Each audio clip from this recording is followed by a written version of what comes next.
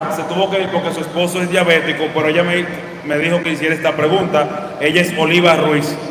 Yo quiero saber por qué los testigos de Jehová no se ponen sangre cuando tienen una gravedad, no se hace transfusión de sangre. Bien, vamos a responder. Los que quieran preguntar pueden acercarse por allá. Porque los testigos de Jehová toman que en el Antiguo Testamento estaba prohibido comer sangre. ¿Y por qué? Sencillo. La sangre era símbolo de la vida. Usted bota la sangre, muere. A causa del pecado, nosotros perdimos la vida. Y por eso estaba prohibida la sangre, que simbolizaba la vida y le pertenecía a Dios. Pero cuando viene Cristo, nos devuelve lo que habíamos perdido, nos devuelve la vida. Él mismo dice: yo soy el camino, la verdad y la vida. Pero luego, para que nos demos cuenta de que Él nos devuelve la vida, Él dice, ¿se acuerdan Juan, por ejemplo, capítulo 6, versículo 53 en adelante? El que coma mi cuerpo y beba mi sangre, Juan 6, 53, tendrá vida. Escuchen. Jesús les dijo: de cierto os digo, si no coméis la carne del Hijo del Hombre y bebéis su sangre, no tenéis vida. Ahí viene la segunda. Siga. No tenéis vida en vosotros. El que come mi carne y bebe mi sangre. Eso estaba prohibido antes de venir Cristo. Pero ahora Jesús dice: el que coma mi carne y beba mi sangre, ¿qué tendrá? Tiene vida eterna. Tiene vida. De modo que lo que antes no podíamos comer, la sangre, beber la sangre o comer la sangre, era porque ahí estaba simbolizada la vida y la habíamos perdido. Ahora Jesucristo nos devuelve lo que habíamos perdido, la vida. Y ahora es necesario, dice: el que coma mi carne y beba mi sangre tendrá vida. Los testigos de Jehová, como leen el Antiguo Testamento y no les importa el Nuevo Testamento, se quedan con ese mandato del Antiguo Testamento antes de venir Cristo, antes de que Cristo nos devolviera la vida. La segunda es que ellos piensan que la sangre es el alma. Entonces, si usted hace una transfusión de sangre, en la sangre usted le va a meter los pecados de la otra persona. Por eso ellos no hacen transfusión de sangre. Pero eso no es verdad. A lo sencillo, así a lo sencillo. Ustedes, yo no soy doctor, pero a mí me han contado los doctores que cuando un niño está en el vientre de la madre, se alimenta por algo que se llama cordón umbilical. Y ahí hay una transfusión de sangre. Ahí hay un contacto de la sangre de la madre con la del hijo. Pregunto, ¿entonces la mamá le está transmitiendo los pecados de ella al hijo? ¿Entonces eso es un pecado?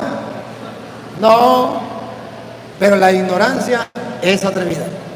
Otra preguntita, pues, otro que quiera preguntar. Les recuerdo, todo aquel que tenga una duda puede venir por aquí, por favor, para que ustedes vengan por aquí. Vengan, por favor. Se pueden ir organizando. Aprovechen de hacer la cola rapidito y que suban para acá. Aquí, tiene que ser aquí. Tiene que... con este micrófono. Aquí con este micrófono, venga para acá, con este micrófono. Con ese no, con este. Con este. Muy buenas noches, sacerdote Luis Eduardo Toro. Mi nombre es Isabel, yo pertenezco aquí a la parroquia Lo vengo escuchando desde hace 2 años. Mi pregunta es, ¿por qué a Cristo también se le llama el Hijo del Hombre? Pero tengo más de una pregunta, ya que como que el pueblo no se quiere atrever a preguntar. ¿Por qué a Cristo también se le llama el Hijo del Hombre? Otra es, a veces algunos católicos se van a otra secta porque dice que se le aparece un ángel o se le aparece un espíritu que le habla y le dice que se vayan que la verdadera iglesia no es la católica. Otra pregunta o una reflexión es que por favor nos hable sobre la riqueza de la iglesia católica, porque muchos dicen que la iglesia católica es tan millonaria que se acabaría el hambre en el mundo si la iglesia reparte las riquezas. Yo siempre les contesto que nosotros somos ricos porque tenemos a Jesucristo, que fue nuestro fundador. Además que quizás esas riquezas son las reliquias porque tenemos las tumbas de los apóstoles. Entonces, ¿qué más riqueza que esa? Y tenemos la verdad. Explíqueme, por favor. O sea, explíquele al pueblo, porque yo estoy clara, pues yo vengo escuchándolo desde hace 2 años. ¿Y cuál era la primera? ¿Por qué a Cristo se le llama el Hijo del Ajá. Hombre? ¿Por qué se le llama el Hijo del Hombre? Porque Jesucristo es Dios verdadero y hombre verdadero. Porque Él tiene las dos naturalezas.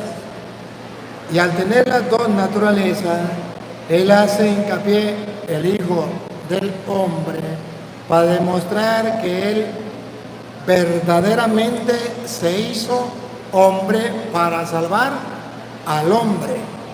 O sea, que Jesucristo no es solamente Dios, es Dios y es hombre.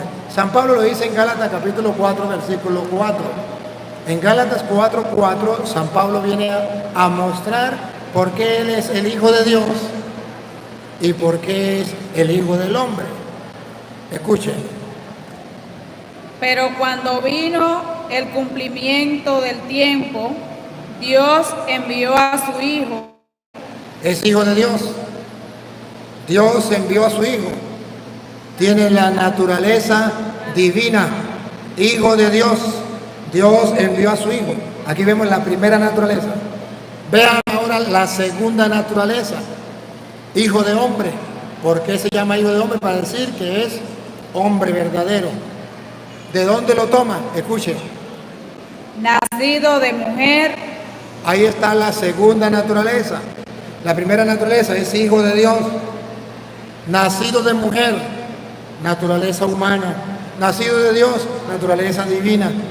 Cristo tiene las dos naturalezas. Y para gritarle al mundo que Él comió como cualquier ser humano, sufrió como cualquier ser humano, sintió como cualquier ser humano, fue uno como nosotros, pero llama Hijo del Hombre, menos en el pecado. ¿Por qué?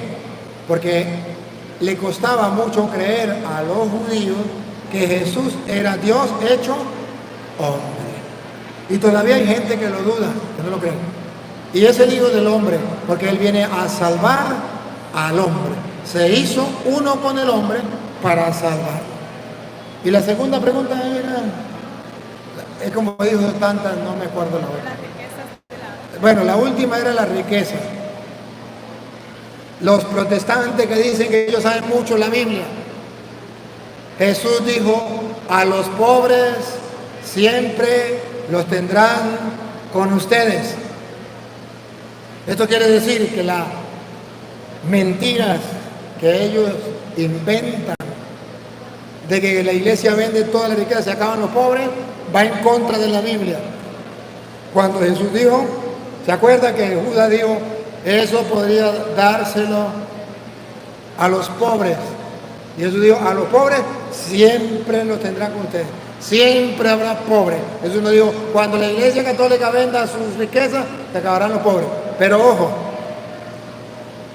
la iglesia católica tiene muchas riquezas. y se llama ¿cómo que se llama eso? Reliquias, tesoro de la humanidad. ¿Cómo es que se llama eso? Patrimonio de la humanidad. Y son riquezas. ¿Por qué? Porque son tesoros de hace 1500 años, 1800 años. Son patrimonio de la humanidad. ¿Y por qué los protestantes quieren que venda esa riqueza? No para que se acaben los pobres, o porque con esa riqueza se van a acabar los pobres. Mentiras. Porque los pobres, si la iglesia, vamos a ponerle, vende todo, se lo da a los pobres, hoy se lo comen y mañana ya tienen hambre. Pero ¿cuál es el trasfondo de venda eso para dárselo a los pobres? Porque mientras que existan esas reliquias, ¿cómo es la palabra que usted me dijo? Esos patrimonios universal de tantos años, mientras que eso exista, el mundo sabrá que los primeros cristianos son los católicos, pues tienen esos patrimonios de tantos años, y que los protestantes son cristianos que nacieron ayer y no tienen ni un patrimonio que tenga 1500 años o más de 1000 años. Entonces la verdad no es que se tiene que vender eso para darle a los pobres. Si los protestantes amaran a los pobres, ¿qué harían los pastores protestantes con el diezmo? Harían casas, mansiones, se comprarían yetes, se comprarían los mejores lujos. No, se lo darían a los pobres. Vayan a Venezuela. ¿Cuántas sectas protestantes hay en Venezuela? Muchas. Venezuela está pasando por la miseria más grande que pueda existir un ser humano en el mundo. Para que ustedes tengan una idea, en este gobierno que tenemos, ayer teníamos $1 millón. Imagínense que usted tenga $1 millón en el banco. Y ese $1 millón ya hoy vale $1. ¿Lo ven con sus ojos? No. $1 millón ayer. Hoy, ese mismo $1 millón que usted tenía en el banco, se lo van a dar en $1. Vale $1. ¿Ven el lujo de gobierno que tenemos? Que ha llegado a devaluar incluso al dólar. Le quitaron a la moneda 6 ceros. Lo que antes era un bolívar, ¿verdad? Vamos a ponerle, $1 millón, que va a decir el dólar, $1 millón, hoy vale un bolívar. ¿Y qué se compra con un bolívar? Nada.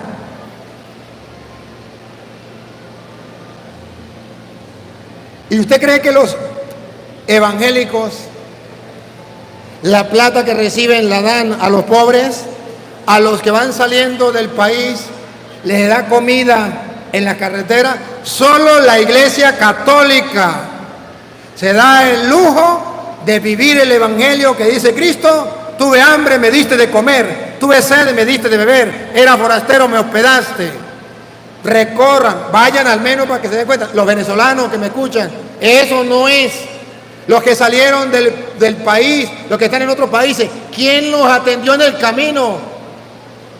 La Iglesia Católica, los sacerdotes o los laicos católicos, uno que otro de cada 100, a lo mejor 5 protestantes hicieron eso, y los demás eran católicos. Que no se preocupa la Iglesia Católica por los pobres. Para la muestra, un botón. Los pastores protestantes que tanto aman a los pobres, entre comillas, y que tanto se preocupan por los pobres, el diezmo no lo utiliza para los pobres. El diezmo en el Antiguo Testamento era para el pobre. Ahora en los protestantes es para el pastor. ¿Cómo se come eso? Pero la Iglesia Católica hace sus obras, y que no sepa tu mano izquierda lo que hace la derecha. Y ellos no saben lo que hace la Iglesia Católica.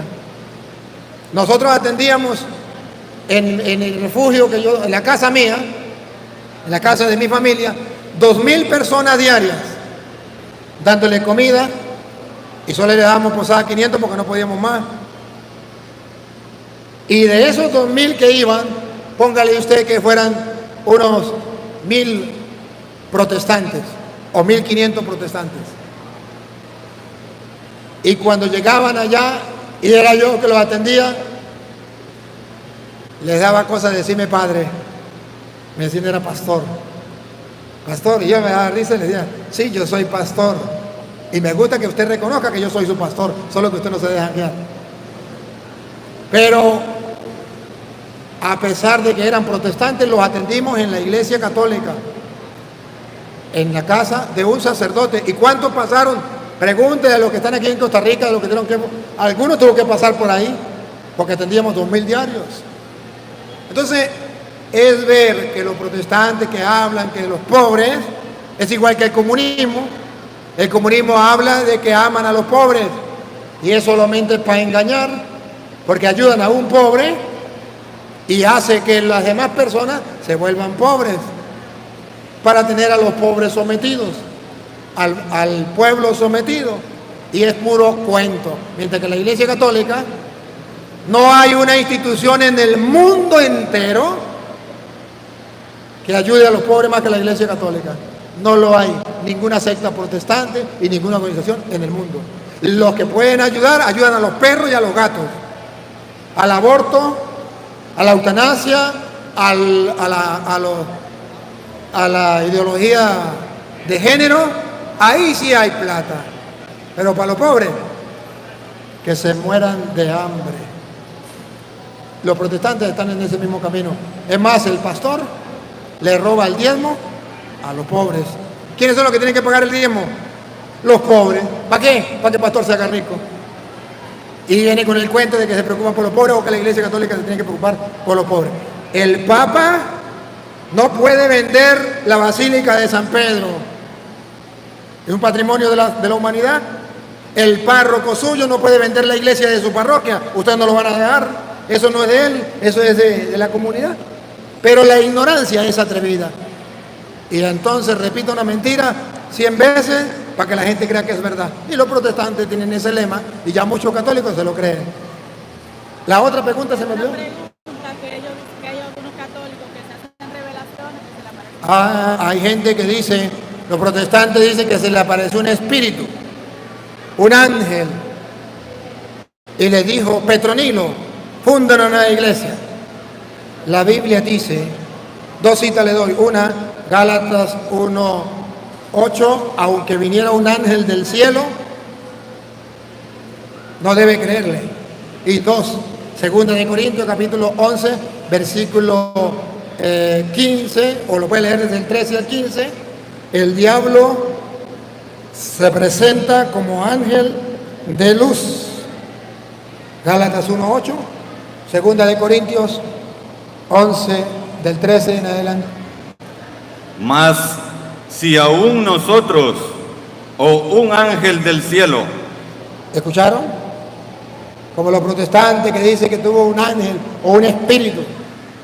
os anunciare otro evangelio diferente del que os hemos anunciado, sea anatema. Ahora segunda de Corintios 11, el 15. ¿Cómo dice el 15? A ver, acérquese un poquito más para acá. El 15. Así que, no, El 14. 14. Y no es maravilla, Y no es maravilla, no se sorprendan. porque el mismo Satanás Ahí lo tienen en acción. El mismo Satanás, el que le habla a los protestantes en esas revelaciones, el mismo Satanás se disfraza se disfraza. como ángel de luz. Ahí está la respuesta. Como ángel de luz.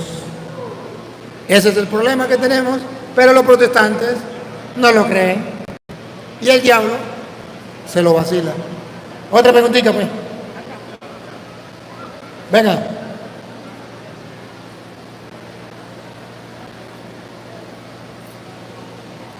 Buenas noches, Padre Toro, ¿cómo está?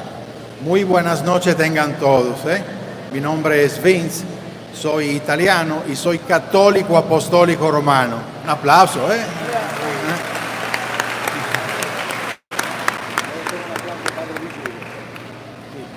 Y bueno, primeramente quiero un aplauso por este santo que está sentado aquí. Un santo, Padre Leonardo Vigilo de la Cruz Vigilo. Míralo ahí.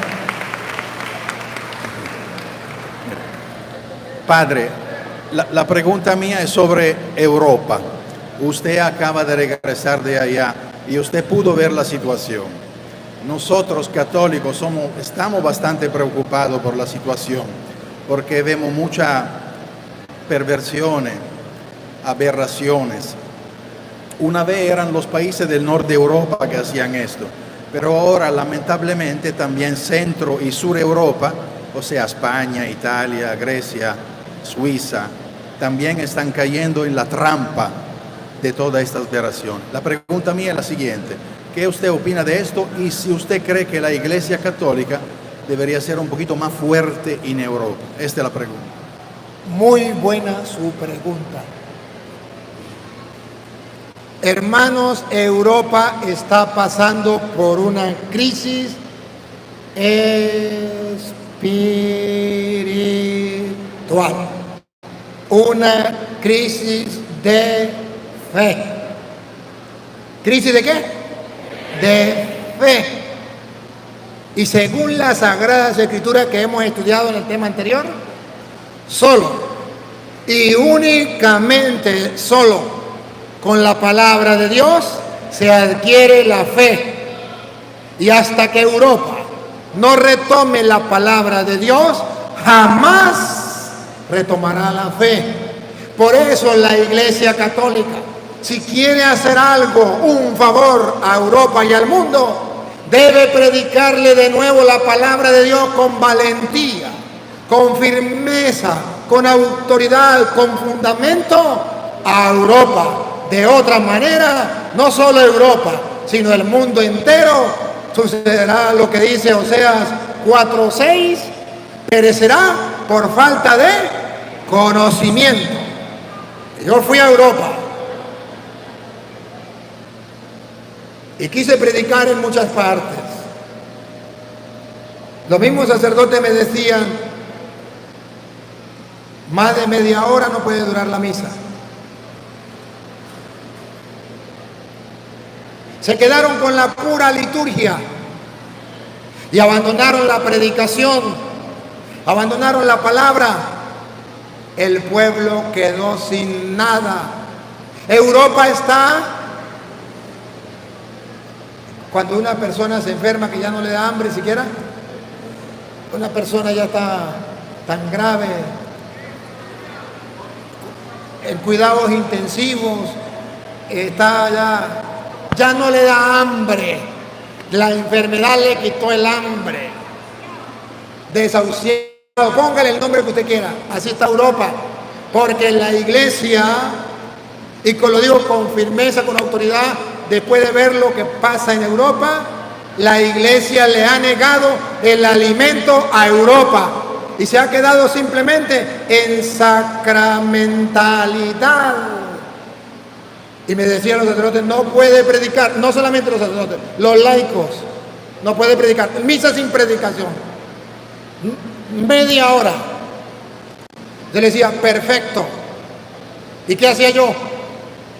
Me revestía y le celebraba la liturgia de la palabra y no le celebraba misa. Le predicaba sin misa. Véanlo ustedes los videos en Europa. Y entonces llegaban, me formaban un problema porque no había celebrado la misa. Y yo le decía: pero no hay ningún problema. Yo no le celebré la misa, pero yo le pedí a la gente la ofrenda. Ahí tienen la ofrenda. Ah, bueno, gracias. Eso era lo que les importaba, la ofrenda. Entonces tenía que celebrar la misa en media hora para agarrar de los turistas la platica para el bolsillo. Válgame Dios, pecado mortal. Se llama simonía, pero lo viví yo, no me lo contaron. Y cuando le daba entonces la ofrenda, quedaban contentos. ¡Qué pecado más grande! Y por eso ustedes verán que entonces yo en Europa casi no celebré misa. Y le decía a la gente, el domingo le celebro la misa, pero no le predico. Sin predicación. Pero los otros días le predicaba y no le celebraba la misa. Pero como me revestía, ellos pensaban que yo estaba celebrando la misa. Pero como se daban cuenta que yo no consagraba ni nada, y como yo comenzaba a predicar de una vez, se quedaban, pero tenía que jugármela. Pero a la gente les gustó que les predicara la palabra de Dios. Llegaban y ellos media hora me cortaban. Salga. ¿Por qué? Porque ya viene otro grupo. Salíamos y nos poníamos a poner cuidado. No venía nadie. Era para sacarnos. Para no dejar que se predique la palabra de Dios. Llegué a un lugar, saludo allá. ¿A dónde fue? A la Virgen de Fátima. No, Virgen de Fátima fue. No, la de Fátima creo que es. ¿Eso fue en Portugal? Bueno, yo creo una de las vírgenes. Y estaba todo, había varias televisoras a nivel mundial que pasaban esa misa. Pusieron las cámaras y todo allí. Y cuando yo no sé si fue el laico o el sacerdote, se dio cuenta que el que iba a celebrar la misa era el padre Toro y que iba a predicar, mandó a quitar todas las cámaras y me mandó a quitar el micrófono. El laico dijo no puede tener micrófono para yo grabar con mi celular. Y iba con el padre Marcos, el laico, no el sacerdote, el laico.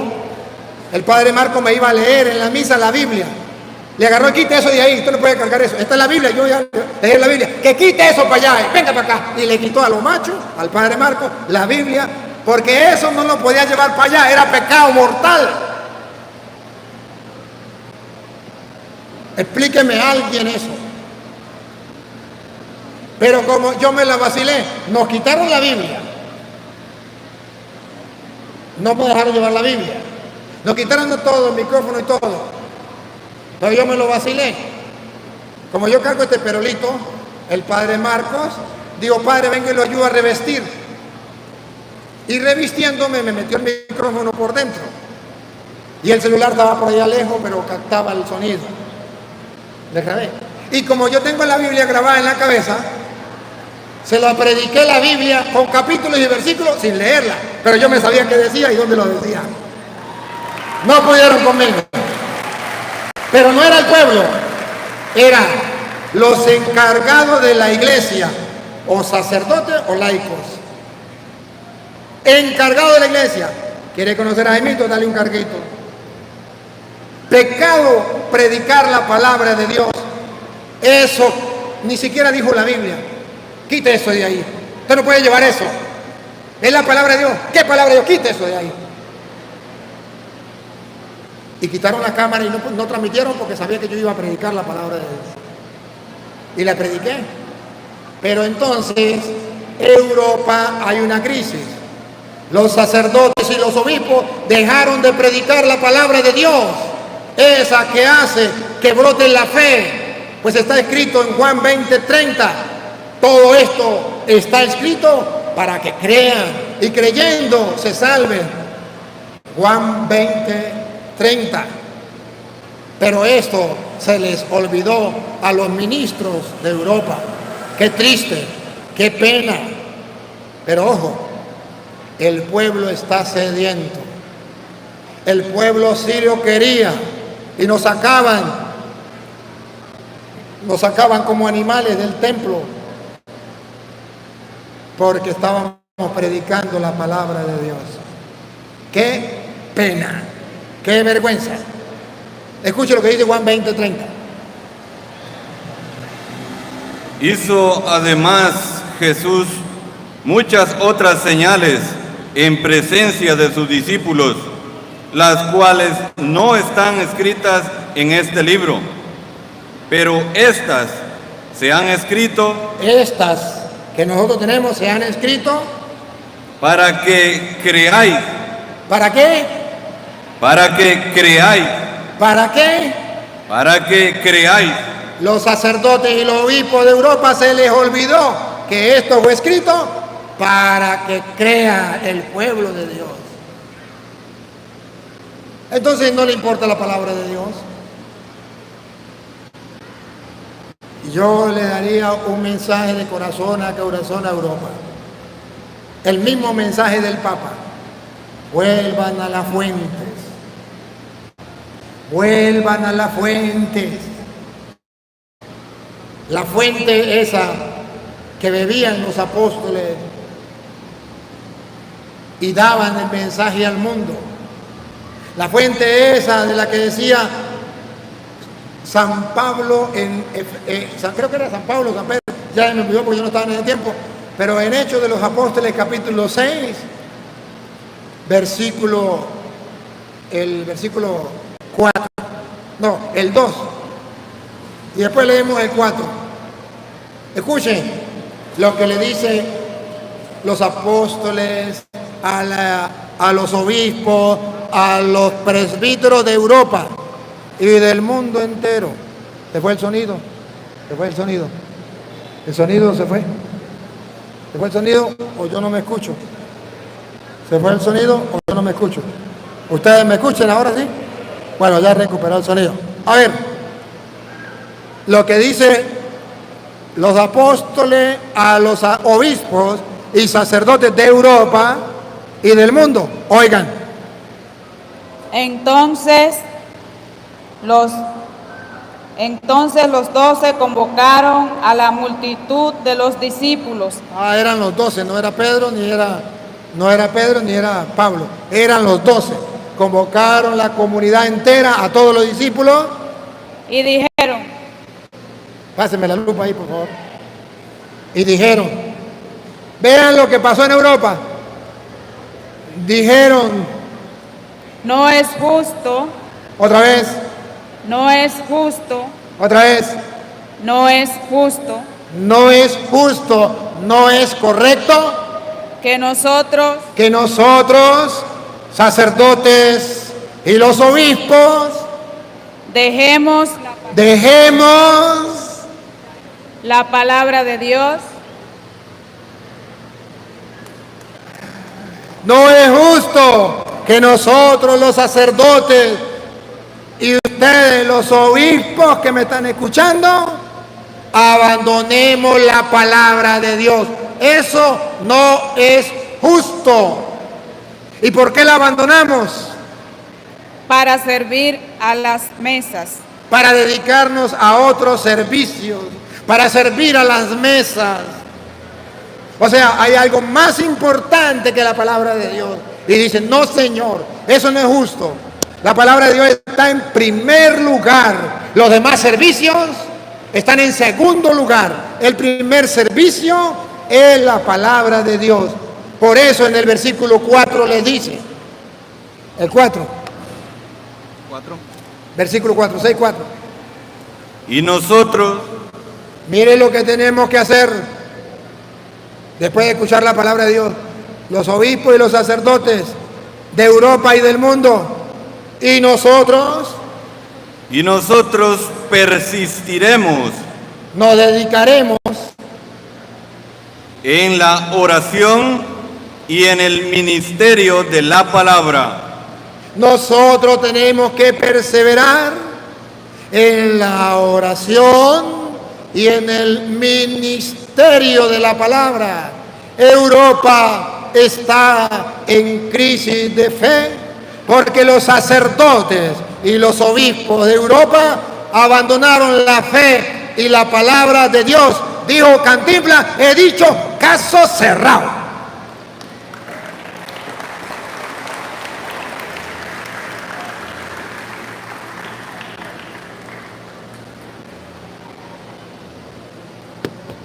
Buenas noches. Padre, ¿por qué nosotros los católicos nos acusan de ser idólatras? Porque en la iglesia católica está la imagen de la Virgen y Cristo resucitado y otros cuadros más. Nos acusan que nosotros no adoramos a Dios, sino a esos santos. La Iglesia Católica nunca ha enseñado que una imagen sea Dios.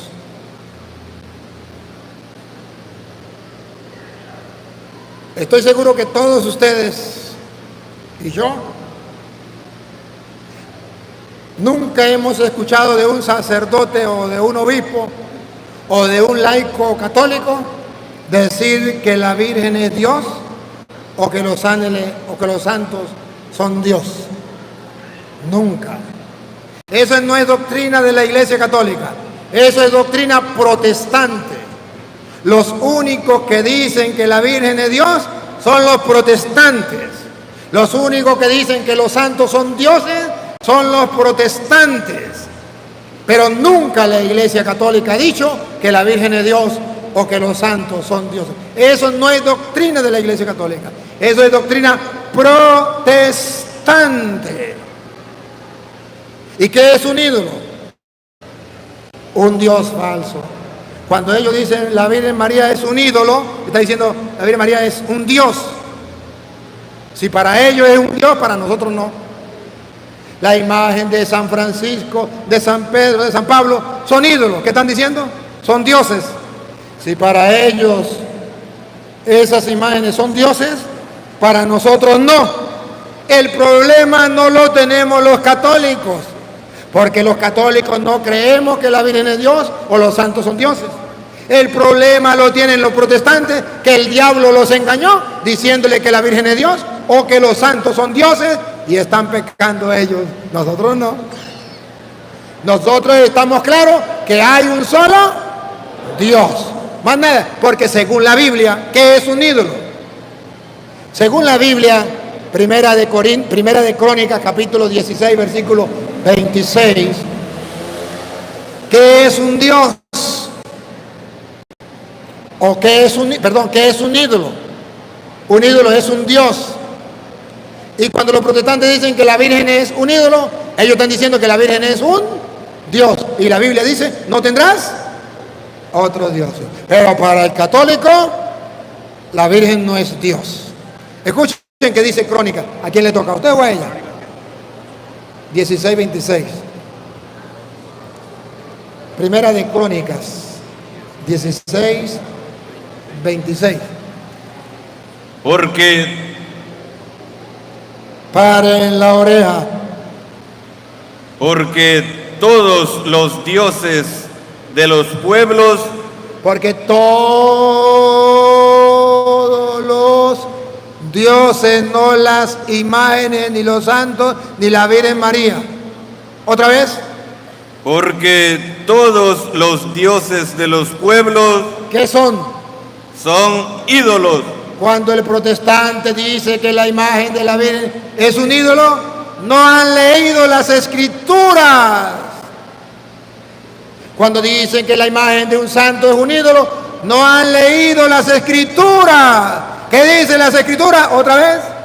Porque todos los dioses de los pueblos son ídolos. Palabra de Dios, te alabamos, Señor. Que los protestantes digan que la imagen de la Virgen es un ídolo, no han leído la Biblia, eso es palabra de Satanás. Pero la palabra de Dios es: los dioses de los pueblos son ídolos. Y para nosotros la imagen de la Virgen no es un dios. Y lo que es un ídolo es precisamente un dios. Que sepan los protestantes que ellos están creyendo cosas que la Biblia prohíbe en otro dios. Están creyendo que la Virgen María es un dios y que los santos son dioses. Nosotros no creemos esas tonterías que ellos creen. Otra preguntita, pues.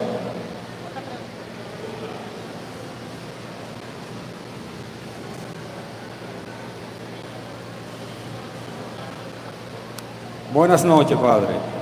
Si Jesucristo fue humillado, maltratado, crucificado y sepultado y subió a los cielos y al tercer día resucitado, ¿de dónde sacan los hermanos separados un letrerito que dice Cristo viene, si Cristo tuvo una sola resurrección?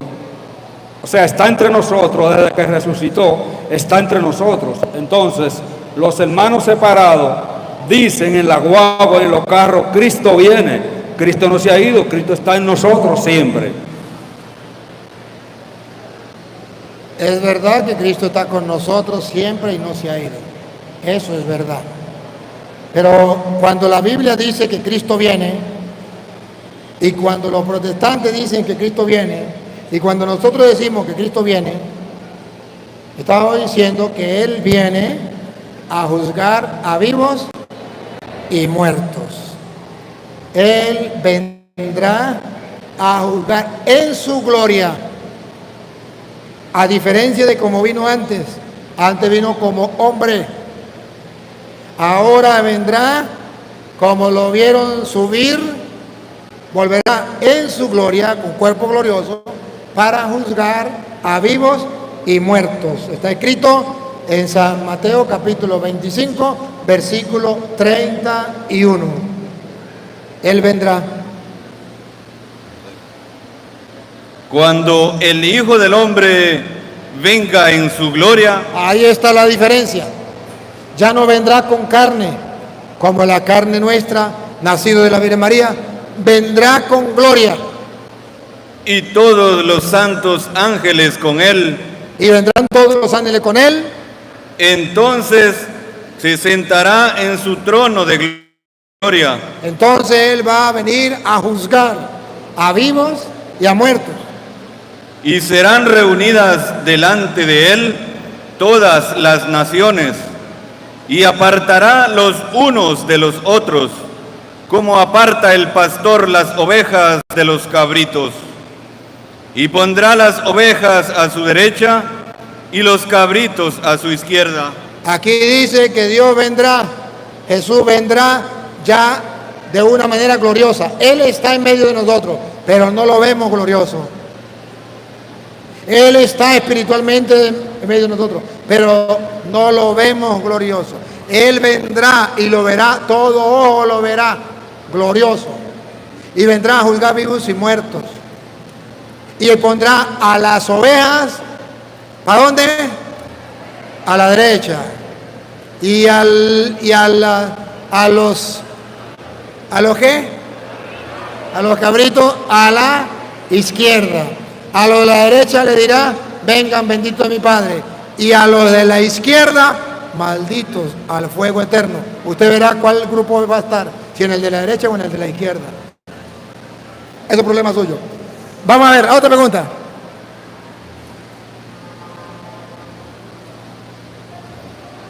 Buenas noches, mi nombre es Manuel, soy de Boca Chica, de la parroquia San Rafael, y mi pregunta es, nosotros como cristianos, los ateos, lo primero que nos atacan es con el sufrimiento en el mundo, de que si Dios es bueno, ¿por qué hay tanto sufrimiento? Entonces, nosotros como cristianos, ¿cómo debemos sobrellevar el sufrimiento y protegernos también del evangelio de la prosperidad? Le voy a responder con un chiste y después le respondo de otra manera. Le respondo primero con un chiste. El chiste es, y después con la palabra de Dios. El chiste es que llegó un hombre que fue a peluquearse y le dijo al peluquero, necesito que me corte el cabello. Y entonces el peluquero se puso a cortarle el cabello y el peluquero era ateo.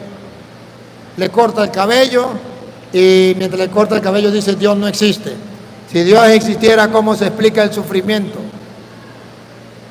¿Cómo se explica que haya gente necesitada, gente hambrienta o gente sufriente? La muestra de que Dios no existe, salga y vea en la calle a la gente sufrir. Y cuando lo peluqueó se fue y vio que en la calle iba uno de esos hippie, con la melena larga y todo, ¿eh? Y se regresó y le dijo, acá, acabo de comprobar que los peluqueros no existen. Y le dije, ¿por qué? Venga y vea. Si los peluqueros existieran, no existirían hippies en la calle con el pelo largo como eso. Dijo, no, ¿qué culpa tengo yo que él no venga a cortarse el cabello? Dijo, pues ¿qué culpa tiene Dios que la gente no busque de él? Eso es un ejemplo. Pero ¿qué dice la Biblia? Vamos, 2 de Corintios capítulo 4, versículo, vamos a leer versículo 16. Y usted verá cómo la Biblia habla que el sufrimiento, visto con los lentes de los ateos, lleva a la negación de Dios. Pero el sufrimiento visto con los ojos de la fe y de la palabra de Dios lleva al amor más grande que pueda existir por Dios. Escúchenlo. ¿Quién le toca? ¿A ella o a él? ¿A ella? Por tanto, no desmayemos. Por tanto, no desmayamos. No desmayamos. Espérese. Antes, aunque este nuestro hombre exterior se va desgastando. Este hombre exterior se va desgastando, se va acabando.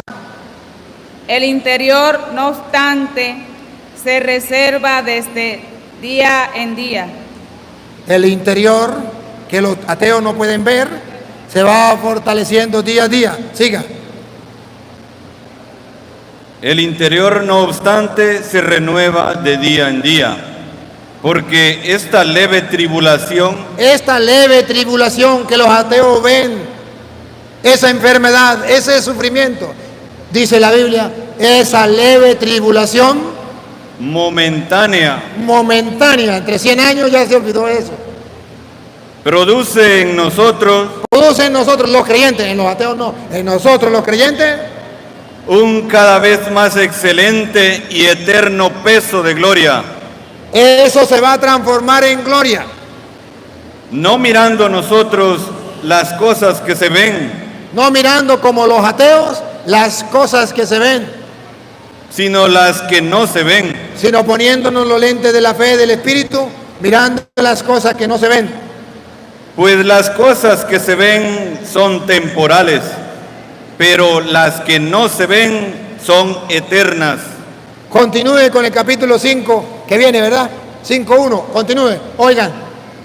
Porque sabemos, los ateos no lo saben, pero nosotros los creyentes sí sabemos, que si nuestra morada terrestre, este tabernáculo, se deshiciere, se va a acabar, se muere. Lo que viene me gusta. No lo puedo hacer sentado, tengo que ser parado. Lo que viene me encanta, me fascina. Ahí está el detalle, dijo Cantinflas. Oigan. Este tabernáculo se deshiciere, tenemos de Dios. Mire que Dios no es malo. Mire que el sufrimiento que nos proporciona una gloria excelente, tenemos de Dios un edificio, una casa no hecha de manos, eterna en los cielos.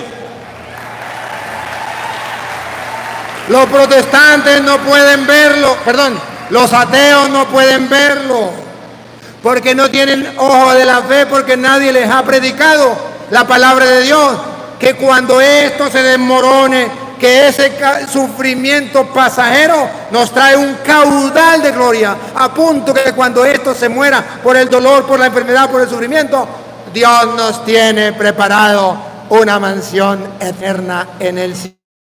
¿Quién da más? ¿Habrá alguien que nos ofrezca más?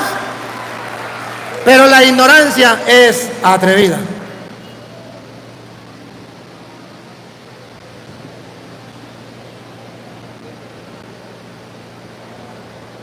Gracias, Padre. Padre Luis Toro, tenemos más de 3 años oyéndole y aprendiendo de usted, porque el Espíritu Santo le ha dado esa fuerza y pueda enseñarlo a nosotros los católicos. Soy un estudioso y las profesiones han quedado muy cortas para lo que dice la Biblia. Mi pregunta está basada en esto: ¿cuáles lugares, cuáles países han rechazado o no han querido oír esas palabras de sanidad y de fe del Padre Luis Toro. ¿Usted quiere que me agarren la piedra? Son pocos. Una diócesis, 2 diócesis, 3 diócesis. Solo 3 diócesis en el mundo. No puedo dar los nombres porque si me odian así, ¿cómo será que diga quiénes son? Pero ellos saben quiénes son. Ellos saben quiénes son. Y yo también sé quiénes son. Pero solamente en el mundo, no, faltó una. 4 diócesis. Son 4 diócesis. Esas 4 diócesis no me han permitido ir. Ya por lo menos ya sé que un obispo ya se fue, otro obispo ya se fue. En esa diócesis, de modo que a eso ya podría ir. Pero todavía hay 2 diócesis donde el obispo no se ha ido. ¿Y cuál ha sido, para que ustedes vean la condición que me han puesto en algunas diócesis? El día en que usted deje de predicar la palabra de Dios, el día en que usted no le diga nada a los evangélicos, el día en que usted no le diga nada a los homosexuales, ese puede entrar a nuestra diócesis.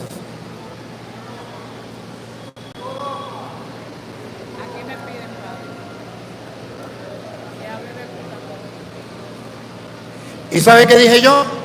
Prefiero no ir a su diócesis. Prefiero predicar la palabra de Dios allá en el último rincón del mundo, donde estoy ahorita como párroco, donde para llegar tiene que ser 3 horas y media en moto, porque no entra carro. Y donde nos tienen abandonados tanto el gobierno como los demás. Pero prefiero predicarle allá la palabra de Dios que ir a esas diócesis a predicarle palabra de hombre que ellos quieren escuchar, pero no la palabra de Dios. A lo mejor el día en que muera ese obispo voy, vendrá otro obispo que me dé permiso, y si no me da permiso, pollo, peletas, donde no te quieran, no te metas. Pare de sufrir, no hay ningún problema. Acá quieren que hablen dónde se habla el purgatorio. Vamos a esperar que pregunte. Buenas noches, padre. En realidad me voy a aprovechar y voy a hacer 2 preguntas. La primera es, ¿la comunión es en la mano, sí o no? La comunión puede ser en la mano o puede no ser en la mano. La Santa Madre Iglesia Católica dice que usted puede recibir la comunión en la mano o puede recibirla en la boca. Ningún sacerdote en el mundo tiene permiso para obligarle a la gente a recibir la comunión en la mano. El que lo haga, sabe él que está fallando. Y ningún sacerdote en el mundo tiene el permiso para obligarle a recibirlo en la boca. El que lo haga, está fallando. La Santa Madre Iglesia Católica dice que puede recibirlo en la boca o puede recibirlo en la mano.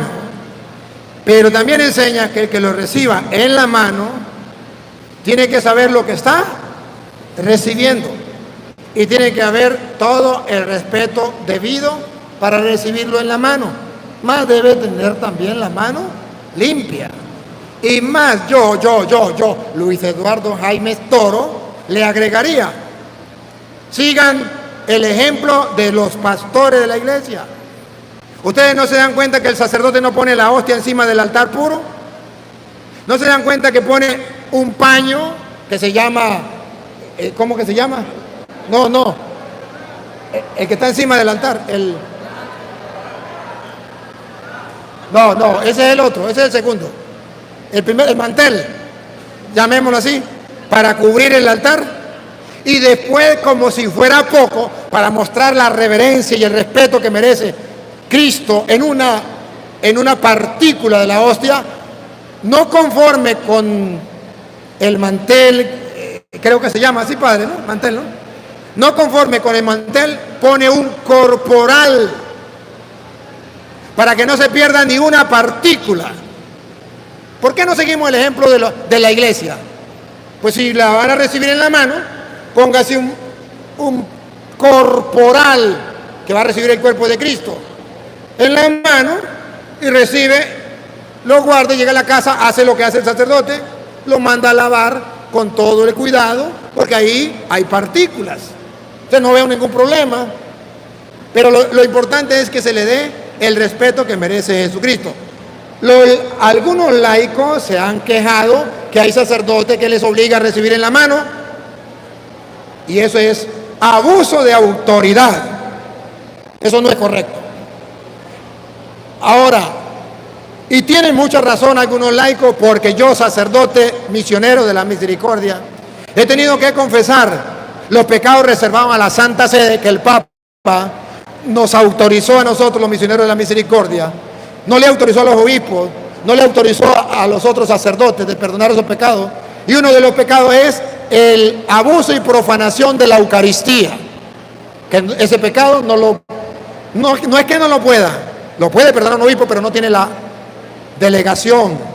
El Papa se lo ha reservado para la Santa Sede. Tampoco lo puede hacer el párroco. El Papa se lo ha reservado para la Santa Sede y lo ha delegado a los misioneros de la misericordia.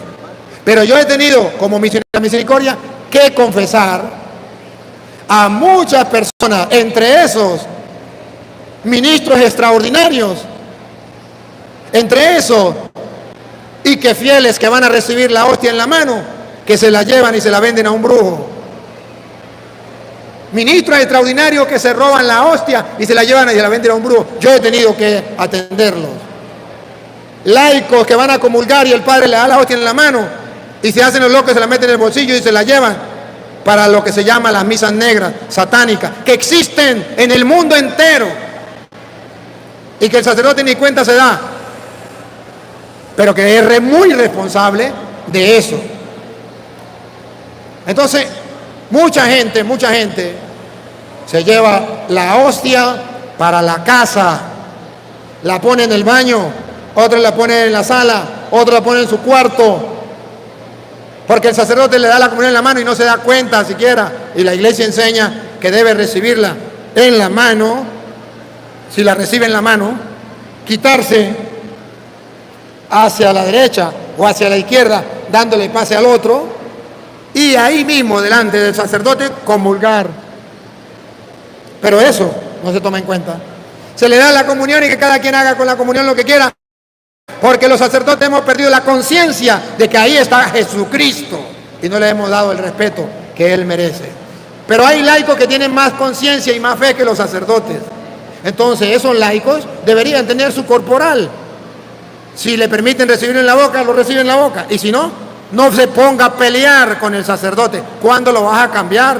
Pasó tanto tiempo por el seminario y tanto tiempo tiene de ser ministro. ¿Quién lo va a cambiar? Usted agarre un corporal, reciba la hostia, comulga, doblega el corporal, llega a su casa, lo lava con todo su cuidado, le echa la agüita a una matica y pare de sufrir. Usted le rinde su respeto al Señor. Pero sí debemos tener presente que la iglesia nos manda. En la pandemia, el Papa permitió de que se le diera la comunión en la mano, pero no fue un mandato para toda la vida, fue un momento de pandemia. Ojo, puede recibirse en la mano, la iglesia lo permite y no está mal. Puede recibirse en la boca, la iglesia lo permite y no está mal. Lo que está mal es que un sacerdote le obligue a recibirlo en la mano o le obligue a recibirlo en la boca. Y usted no va a pelear con él. Si le dice reciba en la mano, reciba en la mano. No pelee con él. Pero ya sabe cómo debe ser. Y lo demás es que usted sepa lo que está recibiendo. ¿A quién está recibiendo? Me dicen que se acabó el tiempo. Vamos a darle gracias pues a Dios y vamos a dar la bendición. Señor Dios omnipotente, te damos gracias porque a través de tu palabra nos ilumina el camino a seguir. Ayúdanos a no ser sordos a tu voz y que nuestro corazón y nuestra mente sea transformada a la luz de tu palabra. Te pedimos por los hermanos separados para que un día vuelvan a la iglesia, haya un solo rebaño bajo un solo pastor. Y a ti, Dios, que quiere que todos los hombres se salven y lleguen al conocimiento de la verdad, a ti sea la gloria, el honor, el poder, la adoración por los siglos de los siglos. El Señor esté con ustedes. La bendición del Dios Todopoderoso, Padre, Hijo y Espíritu Santo, descienda sobre ustedes y les acompañe para siempre. Le damos al Padre el micrófono para que nos digan las últimas palabras. Bueno, no se nos vaya, Padre, quédese por ahí. Llamamos por aquí a la